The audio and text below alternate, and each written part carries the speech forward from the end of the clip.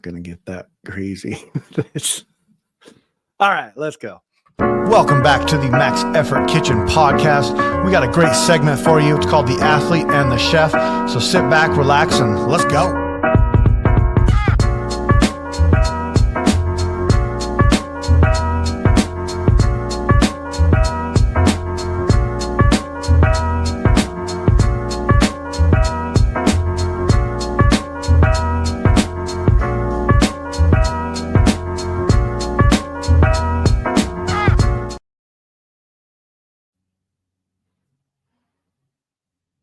I can't hear you.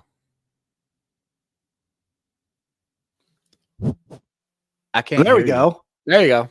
Now I can hear you. That was odd. My Max Effort Kitchen podcast starting out with a bang. Yeah. I don't know why my mic muted. I must have done that accidentally, but whatever. How you doing, Cornell? I'm good. Nice. Just Nice. rushed home. Yeah. I decided not to call my wife to see if she wanted food, and I was going to make that decision based on how long the drive-through was at Burros and Fries. Nice. And there was no one in line, so I made the game call decision to go for it, and my mouth is still a little fiery. Love it.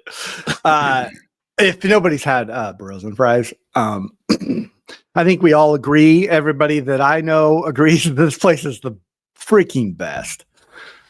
It is. Just, yeah. It's like go they ahead. took a niche, so their specialty is fries, but Mhm. it's like chicken food. So they have burritos, they have tacos, they have all that other stuff. But their niche is they make really good fries and they dump all kinds of stuff on top of it. And Yeah. it's not like you can get carne asada fries and that's about it. It's like 15 or 20 different options. So it's good. Yeah, it's a great concept. And post training, pre training, whatever, doesn't matter. Just go eat it. It's fun. It's good stuff. We don't have them up here. I don't know if it's a national chain or not, but like I wish we had one up here. It'd be so cool. No, I think it's pretty much just right around here. Just around there. I know of about 4 or 5 locations, and that's it. Yeah. Well, I'm coming off. Same thing, rushed in here. I was supposed to stop at the store. And my wife's like, can you pick up some gummies on your way home? And I was like, yeah, totally. And then I forgot. But rushed in straight from a good training session. Nothing crazy. I actually stuck to what I said I was going to do. And just worked up to my openers on each one for next week. And that's it. And everything moved really good to the point where I hit 100 kilos in the snatch. And I looked at Joe and I was like, you want me to go up? And he's like, nope. And I was like, all right, cool. Thank you. Just probably would have put on at least 103 or 105. So that's good. And we're going to stay there. And everything was moving snappy. Squatted. I think I did a set of 5 at 170 and called it a day. It's a good session. You freeze? You there? Oh, Cornell froze. There you are. I got you.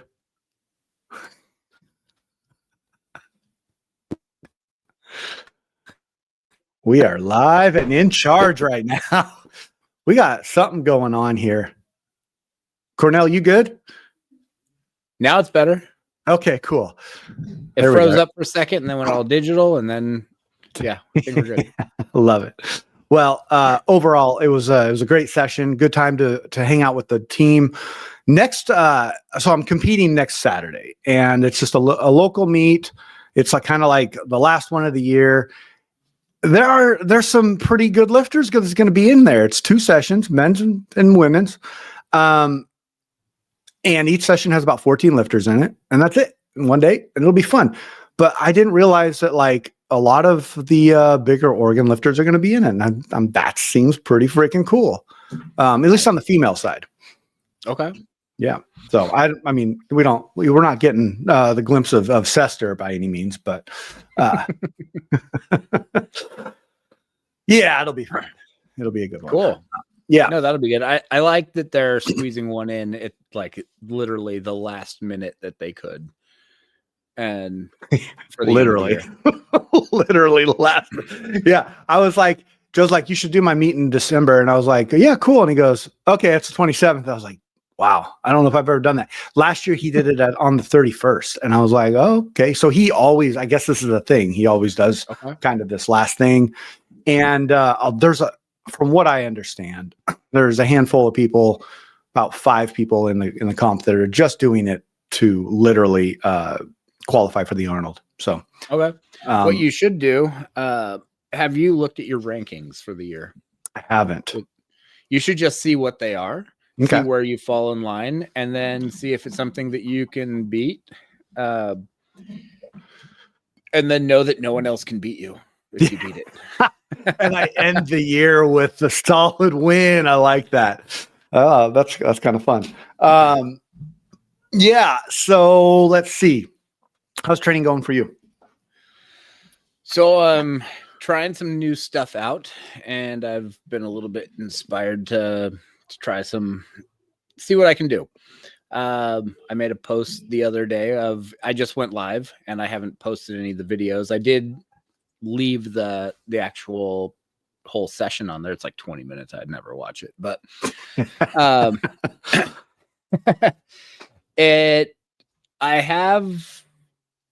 I feel like I'm healing, and I'm feeling better, and I'm figuring out how I need to be training and the days I need to do it and when I can push and when I have to like really pull back and what I can do multiple days a week.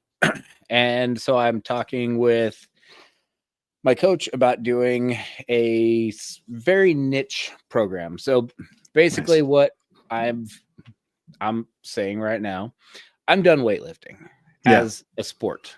Yeah. I don't have any real, I might compete one more time, but I don't have any, like, I'm done with the weightlifting is the total. Weightlifting is not the snatch. Weightlifting is not the clean and jerk. It's the total.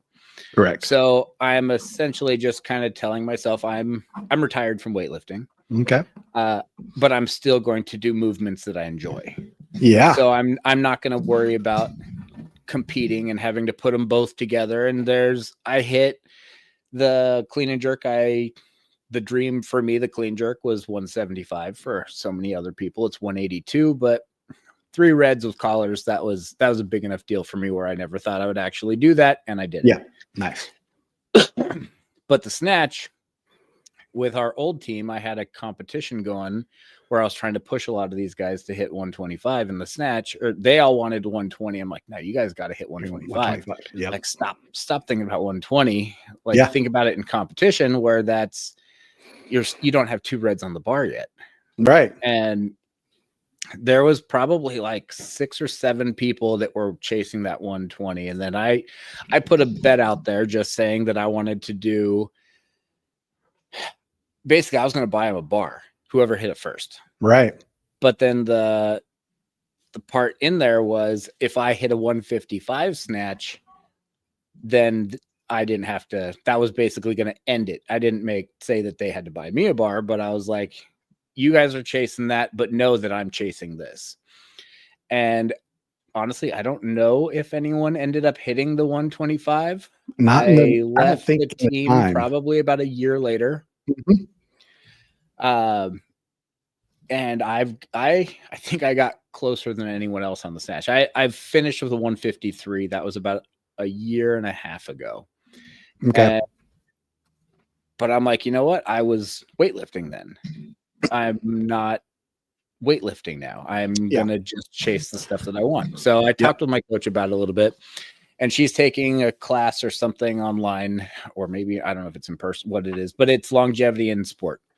And it's a way of looking at how to program and coach youth so that they don't get burned out, so they don't get hurt and all that type of a thing by the time they would become a senior.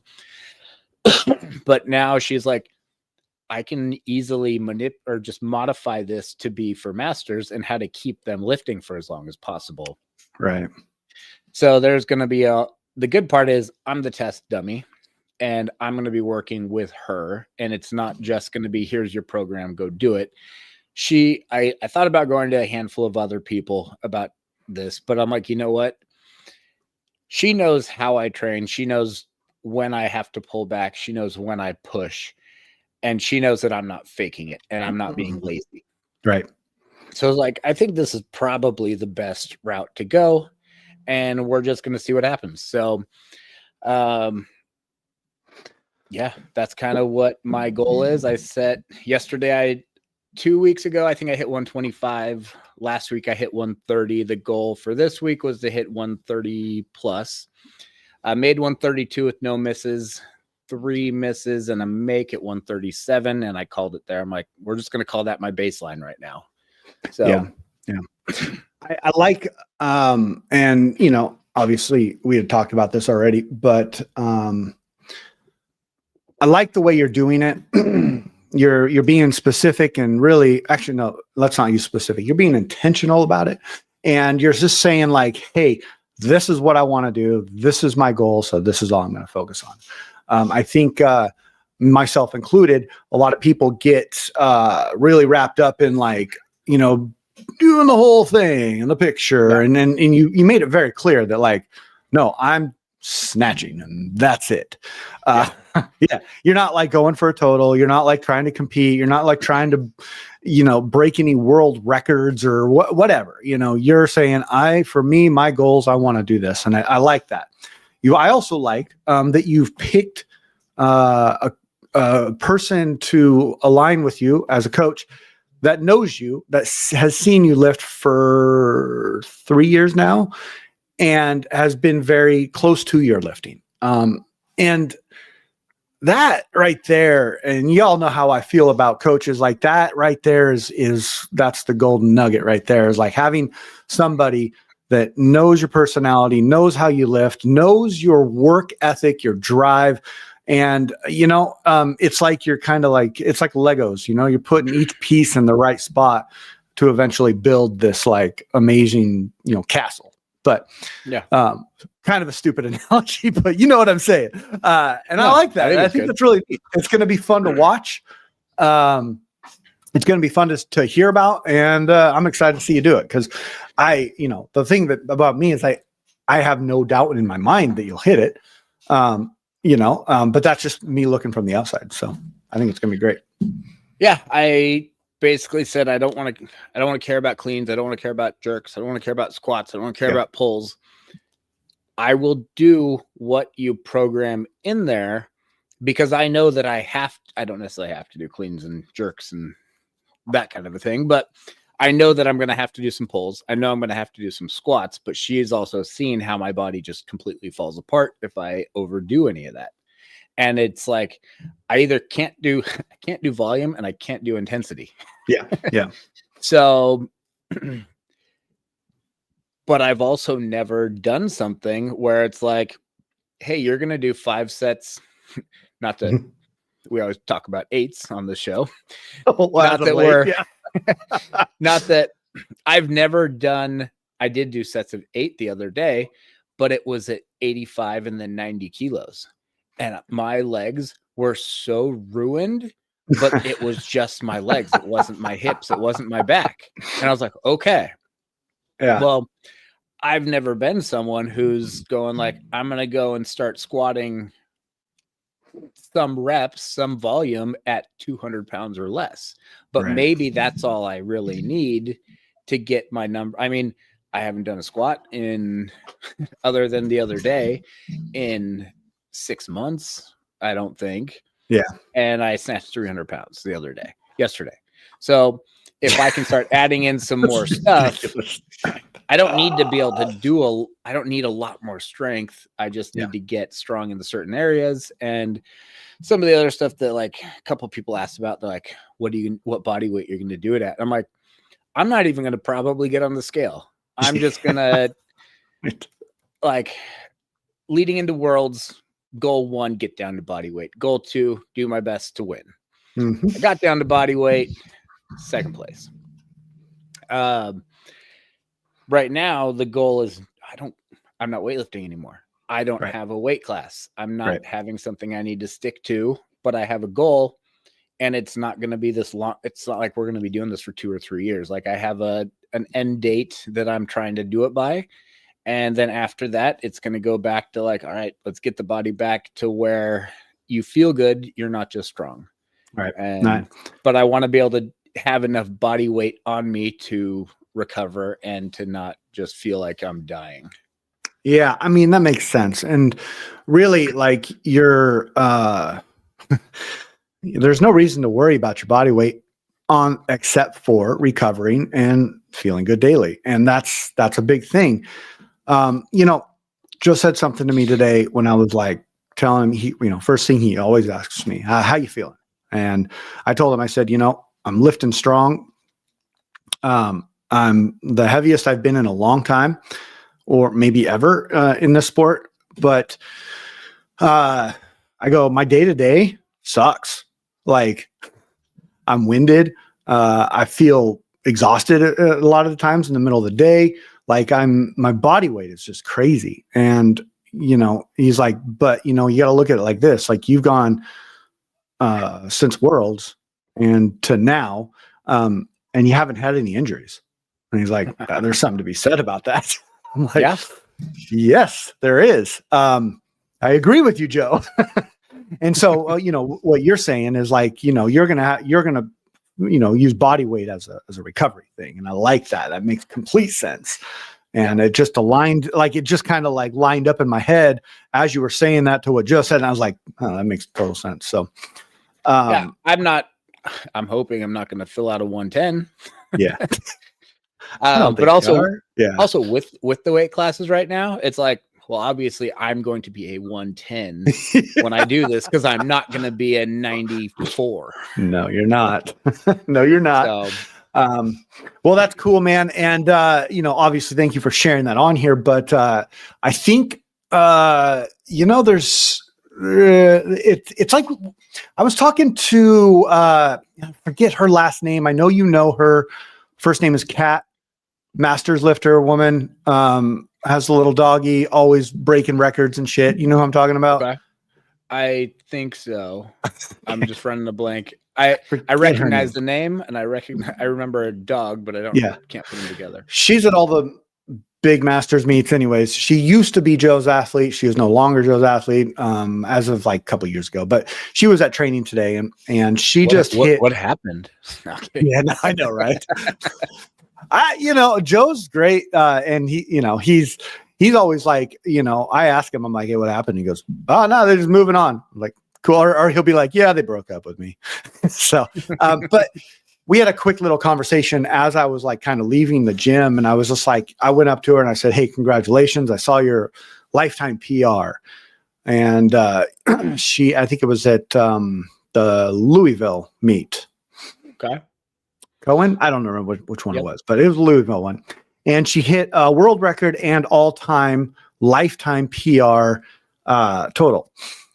And she like looks at me and she goes, honestly, for the past like year, I thought I was done with weightlifting. She's like, I turned 50 years old. I was like, the age is going to catch up to me. I know it is.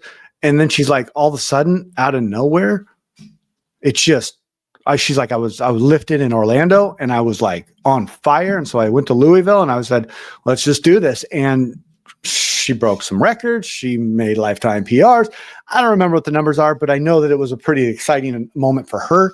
And, I kind of looked at her and I was like, I'm in a little bit of the same spot. I'm 45, but I just hit like in training, lifetime PRs. And I go, I don't know where it's coming from, but like, I don't want to sit there and overanalyze it and just like have fun. And she, she's like, yeah, you just got to like hope it's there next time you touch the bar. Right. Yeah, exactly. And that's really what it's about. Like, you just never know. I'm going into this meet Saturday and I'm like, man, the way I lifted today, I could even take an attempt at like 112, maybe 115. Am I going to do that? Probably not. But who knows, right? Like,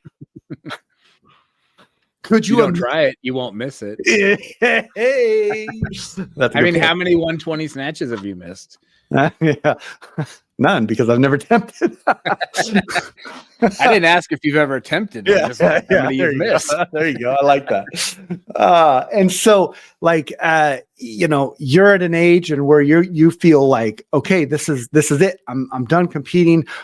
but I'm not done with the sport. And I really, I respect that. And I think that's kind of cool. Like, you know, a lot of people are like, or not a lot, but I've known people who have been like, I'm retiring from this sport. I'm never going to touch a barbell again. And I'm like, man, how do you do that? Just being a part of it, even if you don't touch a barbell and you're a coach or you're just on the side with helping friends or whatever, just you're taking the opportunity to still accomplish and crush your goals. That's cool. Yeah, no, I'm enjoying it. And I know that so much of the stuff that people are constantly like, oh, you gotta keep in mind, you're this age, you can't do this forever. I don't want to put someone on blast, but there was a guy on our team back in the day who he ended up saying it to me, but I kind of called him out on it because I'm like, I heard some people talking that you were saying this. And he basically was like, this guy can't lift these weights forever. He's gonna get hurt. He should stop. He should start pulling back now and be realistic with his age. I have added approximately 9 kilos to that. Yeah. To those numbers in my snatch. Something to be said about that. And if I would have listened to him, and he was someone you should listen to. Let's just say that. Like he had the degrees and he had he had reasons to have this knowledge. Right. But at the same time, you don't know how I feel and you don't know what I want and you don't know what I'm willing to do. Mm-hmm. And I'm willing to try to get to where I want to go until I'm done. Yeah. And yeah, dude, like, yeah, no, I get that. And you know, this conversation sparking a bunch of conversations I just had, you know, whenever I go to team practice, it's like constantly like little bursts of conversations with people that are on the team that I kind of communicate through with online. And then I see them in person and we like, you know, we come together. But anyways, yeah, it's like the idea that I just lost my train of thought. Where was I going with that? Oh, yeah. So the idea that we're all kind of individuals in this sport, and the barbell reacts differently for us on a daily basis. But yet I can't look at, if I put 5 lifters in front of me, I wouldn't be able to say, you all should snatch like this. You all should clean and jerk like this. And this should be your program. And you all will be successful because we're all individuals and our body moves differently. You know, there's no such thing as a template that is going to be great. So like nobody can tell you when you can and can't lift. Like that's just crazy. Like I was just saying, somebody hit 50 years old and just hit a lifetime PR. That's freaking nuts, you know, like, but it's able to happen. And to put a cap on somebody like that is like, I mean, I'm not sure who you're talking about, but I think I know. And I understand why you say that they have like the gravitas behind and all that stuff. But maybe they're just jealous. I don't know. Who knows? Yeah, I feel like nobody knows what their cap is, right, on what they're capable of. Right. But the easiest way to not ever find out is to start telling yourself that like, oh, I don't want this to happen, or this is good enough. And it's like, no, like if you really want to push, you need to push. And there's going to be definite sacrifices that are involved with these things. And Yep. But I'm monitoring so much of my life now where it's like I have sleep monitoring.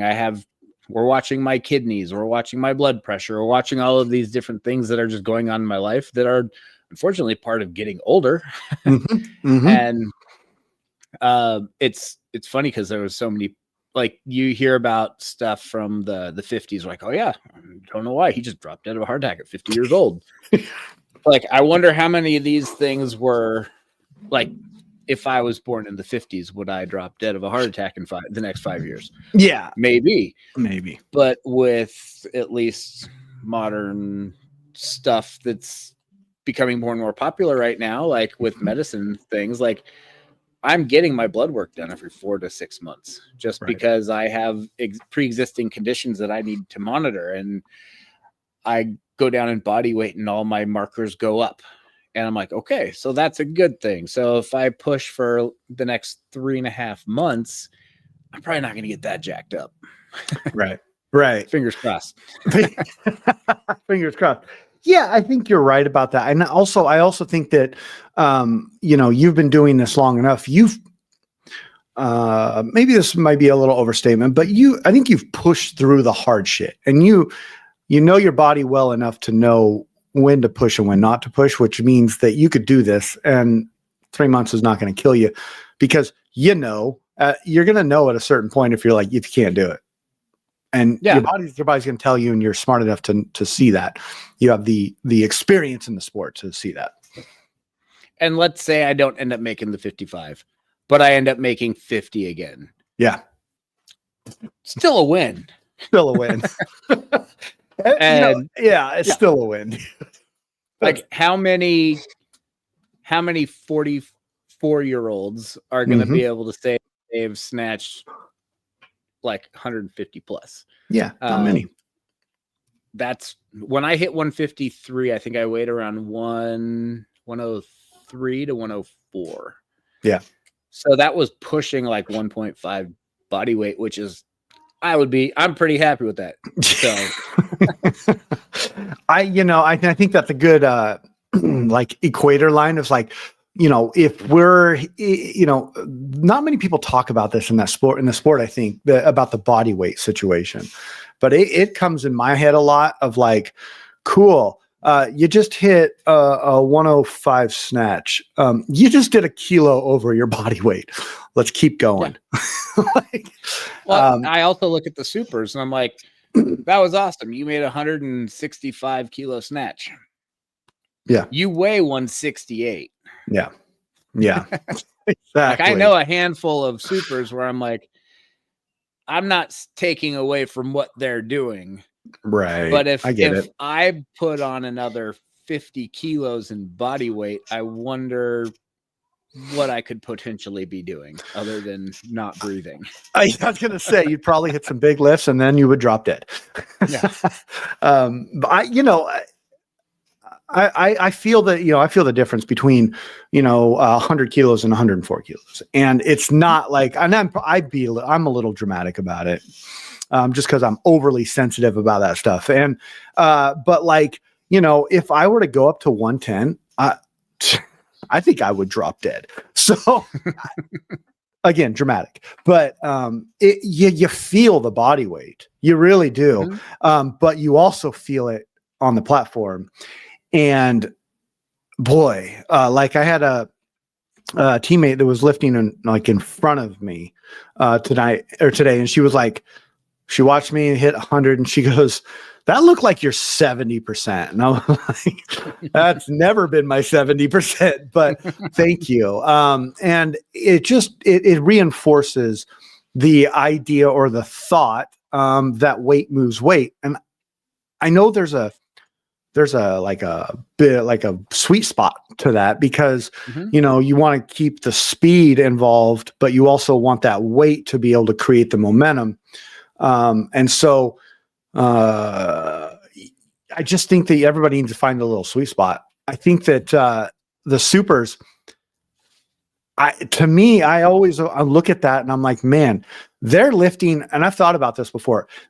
They can move a lot of weight, but it must be really hard for them. I watch some of these supers and I'm like, wow, you move really well. But you move even better for a fat guy. Yeah, right. What happened if you dropped, 25 pounds and then like, let's go, let's see what happens. See how quick you are, yeah, I mean, we could pick apart this sport and the way that athletes react from start to finish. And it's so individualized to how your body reacts and where you're at in life and all that shit. And that's why I love it, is because we're each individuals and it brings a different story to the platform. And it's fun. I'm always reminded on these team practices about like how fun it is to be around these people. And nobody has any, you know, for the most part, nobody has any like, nobody's harshing my mellow or anything like that, you know. And I like the platform in the corner by myself, kind of, and everybody kind of like, you know, they'll come up, they'll fist pound, you know, give me a little fist bump, and then they'll say what's up and go about their way. I like that, man. It's good to be around people, especially this time of year, and I, you know, for me, it's really it's uplifting, and I like that about the sport. No, I think that's great. I think one of the keys though is, if I'm not saying you should go up to 110. Yeah. But the key is you don't do it intentionally quick. Yeah. You do it slowly and gradually. Otherwise, if you just put on a bunch of weight, your mechanics are going to change. The way the bar moves isn't going to be right. And same with if you drop a lot of weight, all of a sudden that bar path is different. And in this sport, like a quarter of an inch can be the difference between making and missing a lift. Correct. So it's best to do it gradually. Maybe put like I wouldn't try to put on more than 1 kilo a month. Yeah. So you know, and I'll be honest, I'm not intentionally trying to put on weight. But I did wake up this morning and after my pee weight was 104.4. So, you know, and we all know that we're the lightest in the morning after we pee. So we'll see where I'm at tonight after, you know, eating the nacho bar at my daughter's birthday. By the way, I can't believe I forgot this.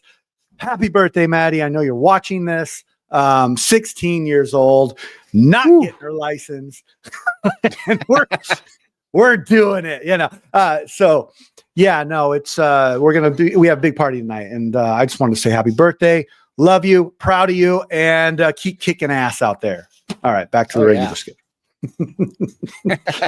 Anyways, I can't believe I forgot that. So I know we kind of talked about this, but like I used to be really into Christmas movies. I don't know how much I'm into them these days, and I don't know if that's just the year. Maybe it'll be different next year. I don't know, but I kind of want to talk about some top 5 Christmas movies. Okay, maybe some staples if you don't, you know, whatever. But I'm going to just go down my list, and then you can go on your list. We could talk about them if we want. If not, we can just move the fuck on. Sorry for the F word, Maddie. She said I cuss too much on here. So, first movie. She's 16 now. I know. She's like basically an adult, right? No. Yeah. Okay. First Christmas movie. I'm going to say, no, these are not in order. I'm just going to go down the list. Muppet Christmas Carol. Love the Muppets. I think Rizzo the Rat is hilarious. And I like the shrimp. He's cool too. Home Alone 1, Elf, National Lampoon's Christmas Vacation. I can't not like anything National Lampoon's, and then the last one is going to be the Jim Carrey Grinch. I think I like all the Grinches, but the Jim Carrey one's probably my favorite.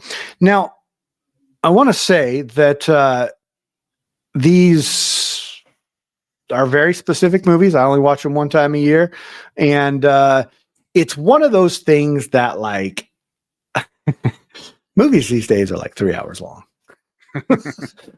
These movies are like 86 minutes long. And I love that. Definitely a nice part. Yeah. So there's that. There's my list. Cornell, do you have a list, or do you even do the movies?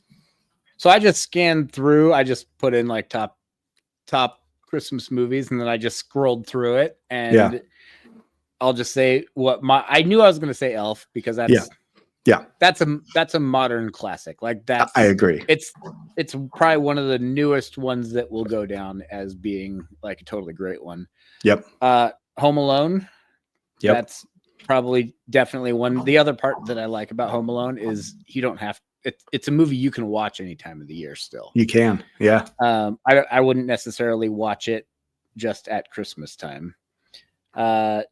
Elf, the typical, I mean, I really like the Die Hard movie, but Nice. I'm not saying it is or isn't a Christmas movie. It's just a movie that takes place in Christmas. Okay. Nightmare Before Christmas. That's probably one of those ones that there's a range of time. That's after. You can start it on Halloween and you can watch it through Christmas, and any time in that area it works. Love it. And then you're just classic stuff with like Frosty and Charlie Brown and all that stuff. That counts too. Yeah, Charlie Brown, the claymation Rudolph. The cool thing, Nightmare Before Christmas is one of our family's favorite movies, and it really started with Jack. Like he started getting into it. We started watching it pretty regularly. And then every year we do one of our advent calendars is always a Nightmare Before Christmas. And we've got some really freaking crazy Nightmare Before Christmas advent calendars that are like big old pop out, like structures. And it's like, it's always fun. And Alana's like dead set on like, nope, that's our advent calendar. I was like, okay, that's cool. Here's the thing. Christmas movie can be anything you want it to be if you just watch it during this time of year. Like the whole idea of like, no, that's not a Christmas. No, get out of here. Like if it's something you watch and it's a tradition around this time of year, it's a Christmas movie. I don't care if it's like Friday the 13th. If you watch it in this time of year because of Christmas, like cool, have fun with that. Yeah, there was when all the like superhero shows were coming out on Disney Plus. I think it was the Hawkeye. They had a whole like season and it was all at Christmas, and that one was really good too. See, and that's it, like right there.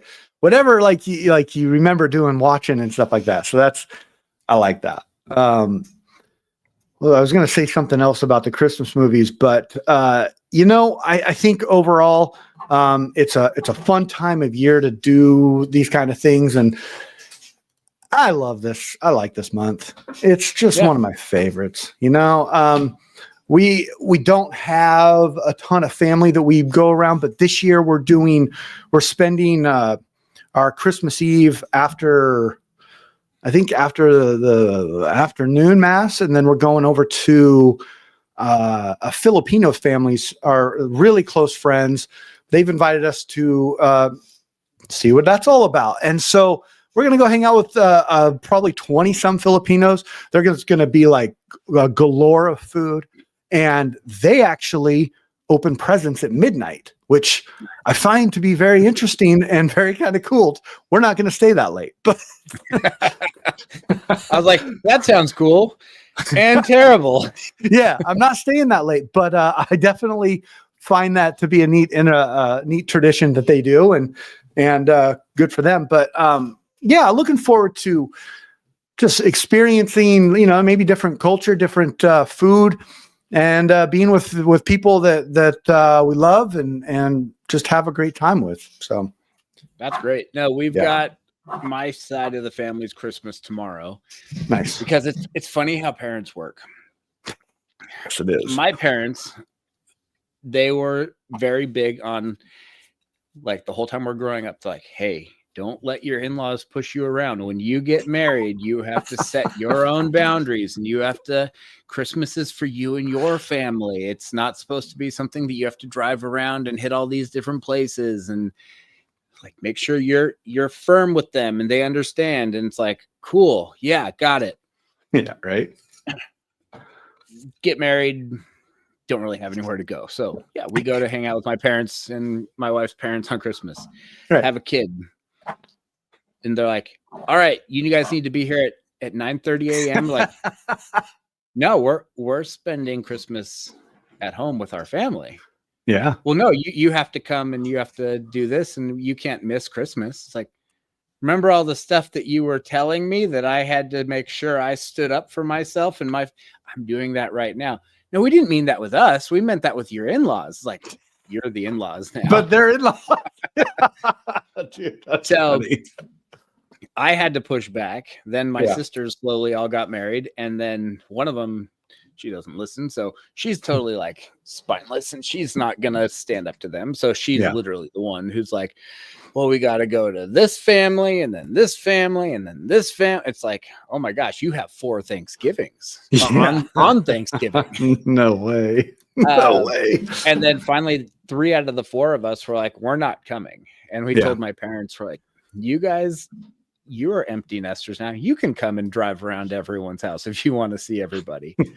But the compromise was the week before Christmas, or roughly the week before, we have Christmas that's not on Christmas. And then that's like the day that we'll celebrate everybody. Yeah. Or like the whole family. And then that way we don't have to be feeling we need to go from place to place to place. And then Yep. we've always done at my celebrated with my in-laws on Christmas Eve, because my parents were like, well, we're going to start celebrating on Christmas Eve. Then I'm like, well, we still can't go.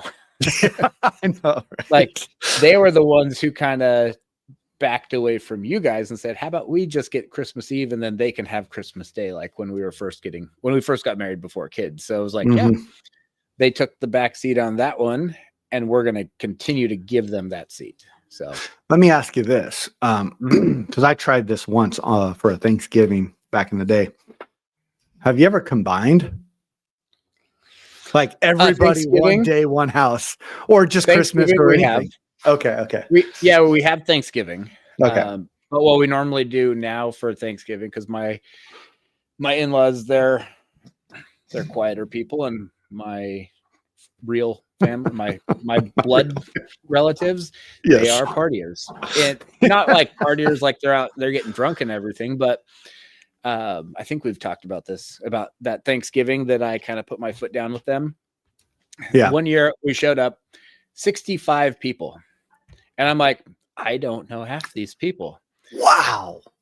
And Holy I was crap. like, this is terrible. So Yeah. then the next year I was like, who's coming this year to Christmas? And they're like, same people as last time. I'm like, this is way too many. Why don't you guys have like your Friendsgiving and then your Thanksgiving? I'm like, no, we don't want to do that.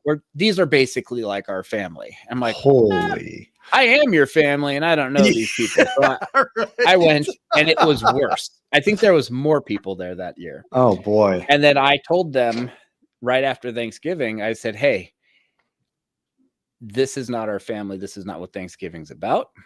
If you're going to do this again, we're not coming next year. Yeah. And right around beginning of September, they started talking about Thanksgiving, and they're like, I was like, well, who's coming?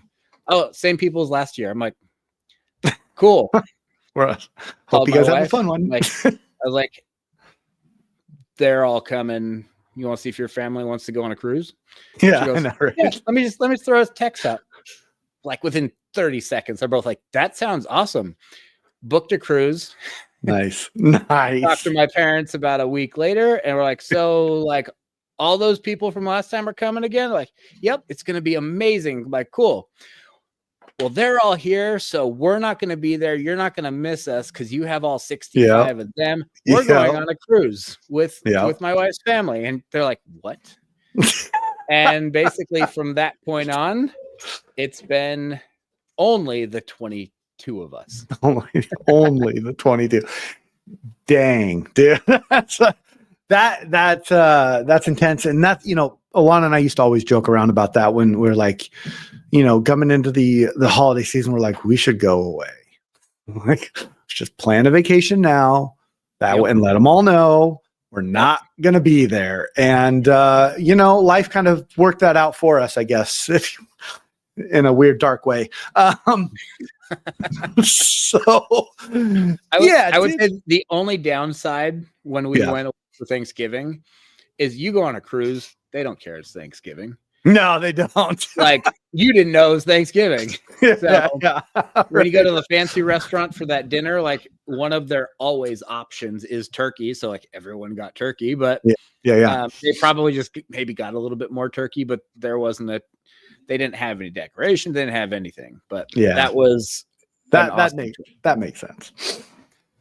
Well, dude, I got a busy day. I know you got a busy day or night, evening, whatever, afternoon. So I think we'll call it good here. You got anything else to go on in here? Anything else to say? Nope. But all right. We'll probably be back, I'm assuming, right around the new year because you're competing next weekend. Yeah. So maybe we'll pull off Sunday, but who knows? Who knows? If we get it, We're fluid. We're flexible. No, totally. If Sunday works, then we'll do it. If not, then we'll push on to the next weekend. And if everybody out there, thank you for listening. Have a great holiday, Cornell. Same to you. I'm sure I'll talk to you plenty of times before that. So, and that's all I got. Adios. Bye.